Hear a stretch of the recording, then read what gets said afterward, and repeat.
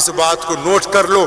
اگر آپ کے یہ ذہن میں ہے، کہیں نہ کہیں آپ کے دماغ میں ہے کہ ایک ہندو بھائی کے ساتھ ہم گلے نہیں مل سکتے، یا ایک سکھ کی کٹوری میں کھانا نہیں کھا سکتے، یا ایک دلت سے بغل گیر نہیں ہو سکتے، یا ایک جینی اور بودھی کے ساتھ بیٹھ نہیں سکتے، اگر آپ کسی بھی مذہب کے خلاف دل میں یہ سمجھ کے نفرت لائیں گے کہ ہم مسلمان ہیں اور وہ نہیں ہیں، تو پھر ابھی آپ نے اسلام کو نہیں پڑھا. یہ نبی علیہ السلام دنیا کے پہلے نبی ہیں جنہوں نے کہہ دیا تھا کہ اللہ اور رسول کو ماننے والے انسانوں کے اندر اونچ نیچ نہیں کریں گے، وہ تمام انسانوں کے ساتھ برابری کا درجہ رکھیں گے.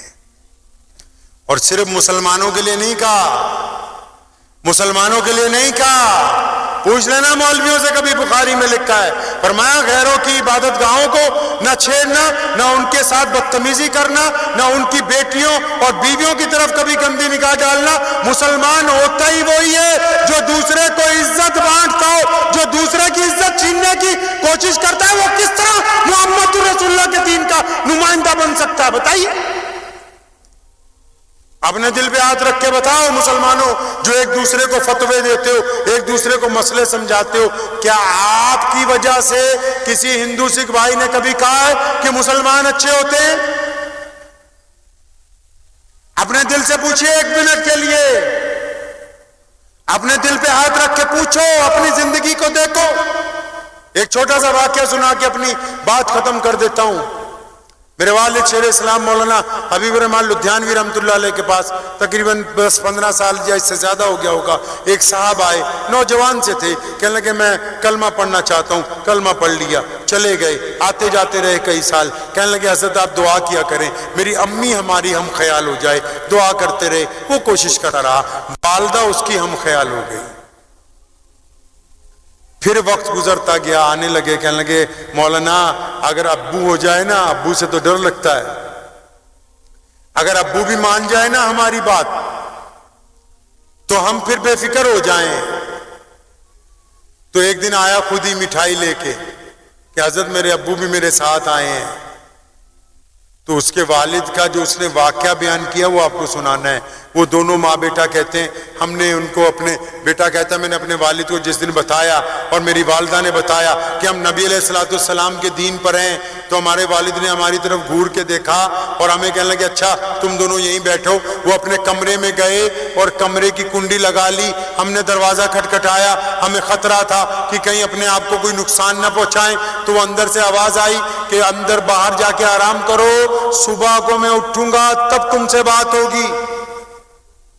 اب جب صبح ہوئی نا، وہ کہتے ہیں کہ فجر کے وقت ہی کنڈی کھل گئی. والد غسل کر کے کھڑے، چل یار ہم دونوں آج اکٹھے نماز پڑھیں گے. تو انہوں نے کہا ابا ساری رات میں اور میری ماں فکر میں بیٹھے رہے کہ کہیں تو اپنے آپ کو کچھ کر نہ لے، تو بتا تو صحیح یہ بات تو ہمیں رات بھی کہہ سکتا تھا، کیوں ہمیں ساری رات پریشان کیا؟ تو اس کے ابا نے کہا بات تمہاری نہیں تھی، میں جس گاؤں میں رہتا تھا نا، میرے ساتھ والے گھر میں ایک غلام نبی نام کا لڑکا رہتا تھا، وہ مسلمان تھا، وہ اور میں اکٹھے اسکول جاتے تھے، ہم 10ویں تک اکٹھے پڑھے، پھر نوکری اکٹھے لگ گئے، اکٹھے ریٹائر ہوئے. کہنے لگا جب تم نے رات مجھے کہا نا کہ ہم نبی علیہ السلام کے غلام بن گئے، تو میں نے کنڈی لگائی، میں لیٹ گیا اور میں نے دیکھا کہ غلام نبی نے کیا بچپن میں میرے سے بے ایمانی کی ہے؟ کیا اس نے جوانی میں میرے سے کبھی بے ایمانی کی؟ کیا اس نے کبھی میری نوکری کے درمیان میرے سے دھوکہ کیا؟ کہنے لگا سن لے میرے بیٹا، تیرے کہنے پر نہیں آیا ہوں. اگر غلام نبی بے ایمان ہوتا تو دنیا کی کوئی طاقت مجھے محمد رسول اللہ کے دین پر لگاتی. بتاؤ تو صحیح، اسلام یہ نہیں کہتا کہ ساری دنیا ایمان لائے گی، لیکن اسلام یہ چاہتا ہے کہ ایمان والوں پر کوئی انگلی نہ اٹھائے. اسلام نے کہیں نہیں یہ لکھا کہ پوری دنیا مسلمان ہو، نہیں، لیکن اسلام نے یہ پابند کیا ہے کہ جو محمد الرسول اللہ کے غلام ہوں گے ان کو سر سے پیر تک دیکھ کے لوگ یہ کہیں گے کہ یہ مسلمان نہیں ہے. لوگ ہم سے پوچھتے ہیں نماز کیسے ہوتی ہے؟ میں اکثر کہا کرتا ہوں نماز صرف وضو سے نہیں ہوتی، یہ فروعی مسائل ہیں۔ وضو ضروری ہے، نیت باندھنا ضروری ہے، پاک ہونا ضروری ہے، مسجد میں جانا ضروری ہے، لیکن نماز اگر پتہ کرنا ہے کہ قبول ہوئی کہ نہیں ہوئی تو اس کا طریقہ تو بس یہی ہے کہ کسی مسجد میں چلے جاؤ، جا کے نماز پڑھو، نماز پڑھ کے جب باہر نکلو گے اگر سامنے کسی کی بیٹی جا رہی اور وہ بیٹی چاہے مسلمان کی ہے، بیٹی چاہے غیر مسلم کی ہے، اگر تم کسی کی بیٹی کی طرف زنا کی نگاہ سے دیکھتے ہو، کسی بیٹی کی طرف بدکاری سے دیکھتے ہو، تو تم نماز پڑھ کے نہیں آئے، تم بے ایمانی کر کے آئے ہو۔ اگر تمہاری نماز نے تمہاری آنکھوں کو جھکا دیا تو پھر تمہاری نماز قبول ہو گئی ہے۔ اسلام دکھاوے کا مذہب نہیں ہے، اسلام پریکٹیکل لائف ہے۔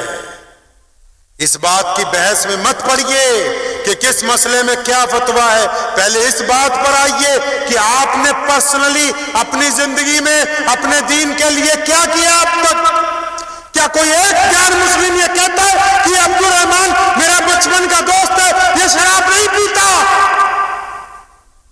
کیا محلے کی غیر مسلم کی بیٹی، محلے کی مسلمان کی بیٹی اس بات کو کہتی ہے کہ یہ نمازی ہے، اس نے کبھی آنکھ اٹھا کے ہماری طرف گندی نگاہ نہیں ڈالی؟ کیا جس غیر مسلم کے پاس آپ نوکری کرتے ہو اس دکان کا مالک یہ کہتا ہے کہ عبد الرحمان کو اگر گلے پہ بٹھا جاؤ تو کبھی اس نے 1 روپے کی ہیرا پھیری نہیں کی ہے؟ دل پہ ہاتھ رکھ کے بتاؤ مسلمانوں، یہ جس طرف ہم جا رہے ہیں کہ رسم بنا لی نماز، رسم بنا لی گھر کے اندر قرآن خوانی، رسم بنا لی کہ فلاں دعوت، رسم بنا لی کہ فلاں دعوت، کبھی یہ تو بتاؤ کہ ہم نے ذاتی طور پر دین کے لیے کیا کیا؟ ان لوگوں کو کوئی نہیں پوچھے گا جو ایک دوسرے پر کنتو پرنتو کرتے ہیں۔ اللہ اور اس کے رسول کے نزدیک وہ کامیاب ہوگا جس کی اپنی زندگی میں کچھ کیا ہے۔ نبی علیہ السلام کو دیکھو، ماؤں کا احترام، بہنوں کا احترام، بیوی کا ہاتھ بچا رہے ہیں، بیٹی کو اللہ کی رحمت بتاتے ہیں۔ ہم کہاں پر کھڑے؟ وقت بھی بہت ہو گیا ہے، پھر کبھی دوبارہ لمبی باتیں کروں گا، لیکن ایک چھوٹا سا کام آپ کو میرے ساتھ مل کے کرنا ہے۔ کر لیں گے انشاءاللہ؟ ارے بولے کر لیں انشاءاللہ؟ آپ کے پاس دل ہے؟ دل ہے سب کے پاس؟ کہاں ہے؟ ہاتھ رکھ کے بتاؤ بھائی کہاں ہے؟ اور بھائی ہاتھ رکھ لو اللہ والو، چچا ہاتھ، چچا اس طرف ہے دل، دل پہ ہاتھ رکھو ایسے، سب لوگ رکھیے، سب لوگ جتنے ہیں سب رکھ لو، جو اسٹیج پہ وہ بھی رکھ لو، کوئی بات نہیں، ایسے ہاتھ رکھو دل پہ بھائی، یہ دوسرے ہاتھ سے اس کو پکڑ لو تاکہ ہلے نہیں۔ اب جو میں پوچھ رہا ہوں اس کا جواب آپ نے مجھے نہیں دینا ہے، اپنے دل کو دینا ہے جواب، ٹھیک ہے؟ چھوٹا سا 1 منٹ کا سوال ہے، آپ نے اپنے جتنے لوگ کھڑے ہیں سب، چاہے کوئی میرے مسلمان بھائی ہیں، ہندو سکھ بھائی، سارے دل پہ ہاتھ رکھ لو اور جو میں پوچھتا ہوں اس کا جواب دو، اپنے آپ کو دو، مجھے نہیں۔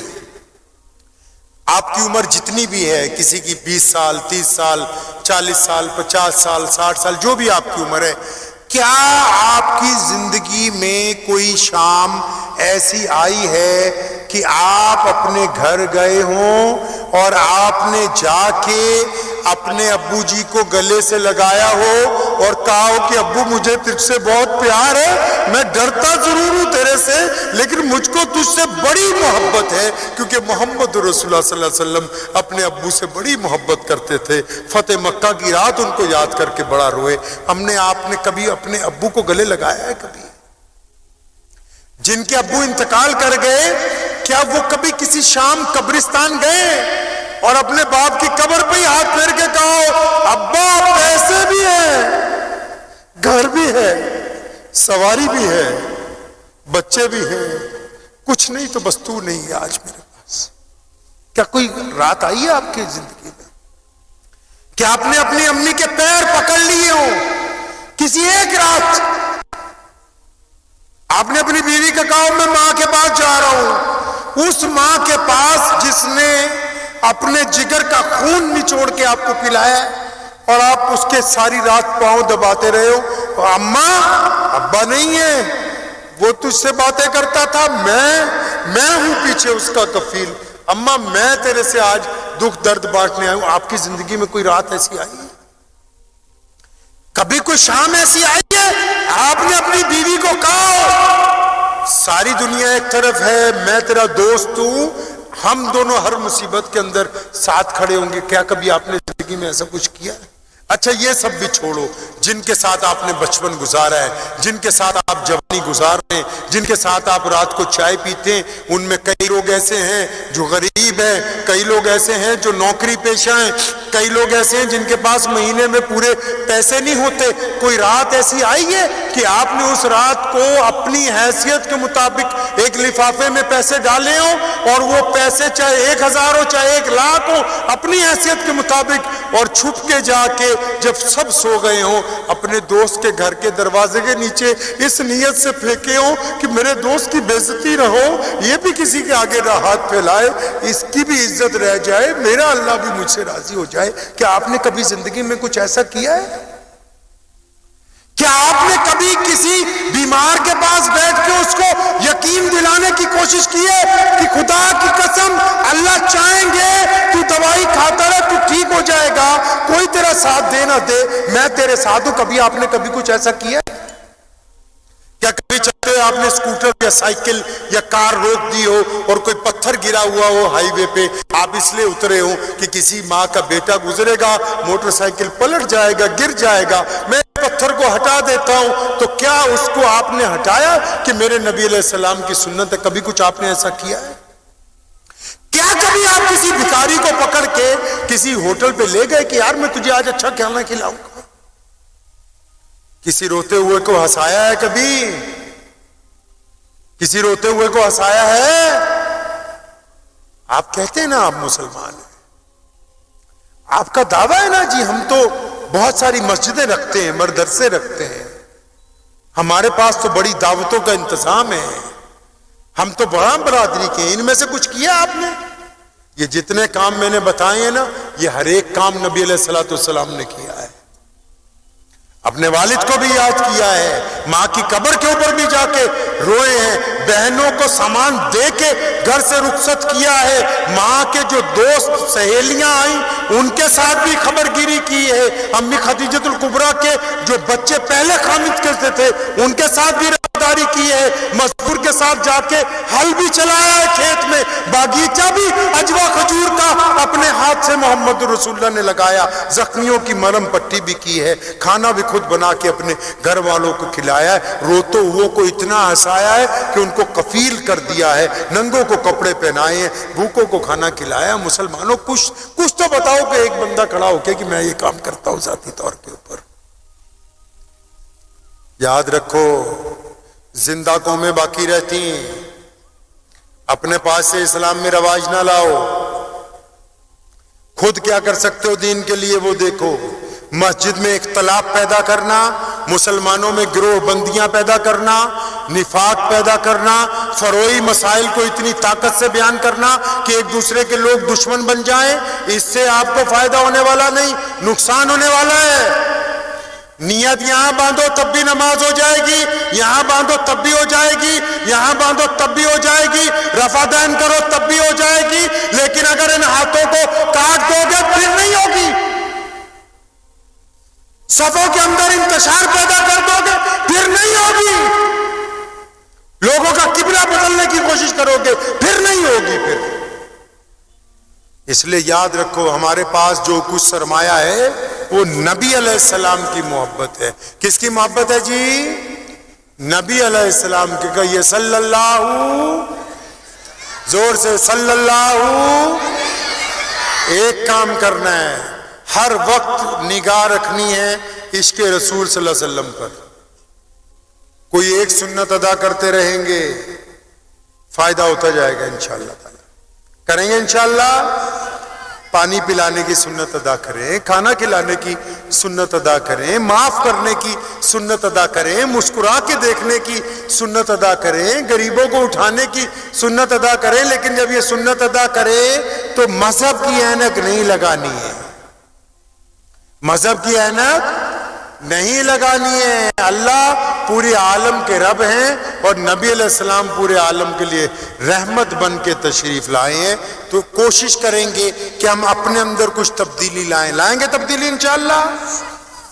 پرسنلی بدلنا ہے اپنے آپ کو, پھر دوبارہ ہم آپ کے پاس آئیں گے انشاءاللہ تعالی, یہ آپ سے وعدہ ہے. لیکن کوشش یہ کرنی ہے کہ ہم نفاق کے راستے میں نہ جائیں, اتفاق کے راستے پہ جائیں انشاءاللہ.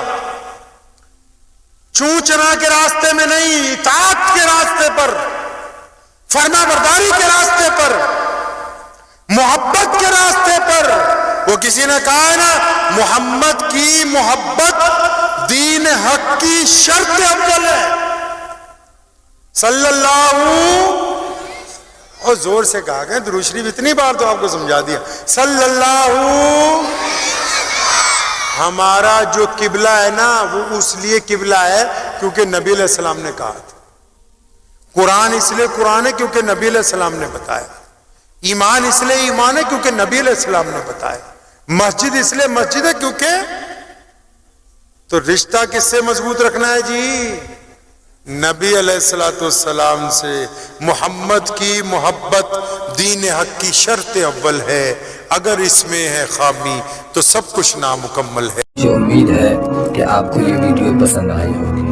اگر پسند آئی ہو تو یہ آپ اپنے دوستوں کے ساتھ شیئر کریں اور اس چینل کو سبسکرائب ضرور کریں.